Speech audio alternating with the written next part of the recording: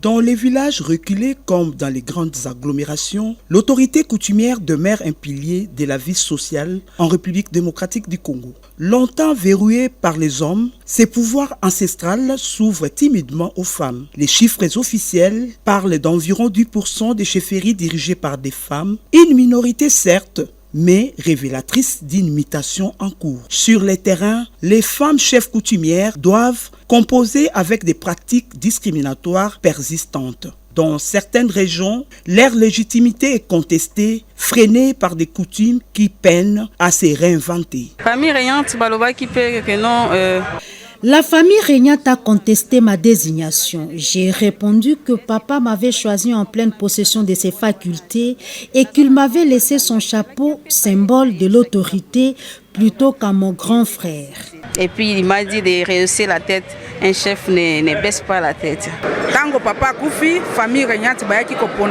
Moi, j'ai été désignée par la famille régnante après le décès de mon père. Il y a eu de fortes contestations. Pour eux, une femme n'est pas appelée à diriger car c'est du jamais vu. Malgré les contestations, leur trône rayonne à travers les réalisations d'utilité publique. En 15 ans de pouvoir, j'ai réhabilité 63 ponts qui comptent ma chefferie. À cela s'ajoute la construction des bureaux dans chaque groupement ainsi que l'entretien des routes des dessertes agricoles.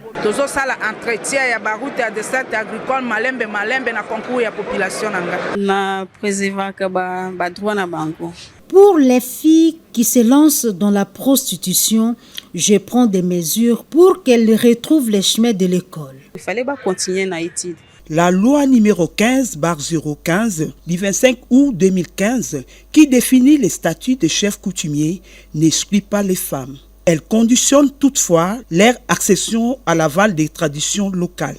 Cette ouverture juridique, encore fragile, fissure peu à peu le monopole masculin et redessine les contours de l'autorité traditionnelle. Pour répondre à ces impératifs, notre ministère a produit la première stratégie du secteur intitulée « La politique nationale de prévention et de règlement des conflits communautaires et coutumiers », PNPRCC en sigle. D'autres instruments de prévention et de règlement des conflits sont la codification des règles de succession au pouvoir coutumier, l'établissement des arbres généalogiques des familles régnantes, les études monographiques des entités coutumières et la certification des terres des communautés locales. Et dans le cadre des mécanismes de prévention et de règlement des conflits communautaires et coutumiers, il a aussi été préconisé et institué des commissions consultatives de règlement des conflits communautaires et coutumiers, CCR3C en sigle. Lors du Forum national des affaires coutumières, le président Félix-Antoine Tshisekedi Tshilombo a insisté sur l'intégration des femmes, des jeunes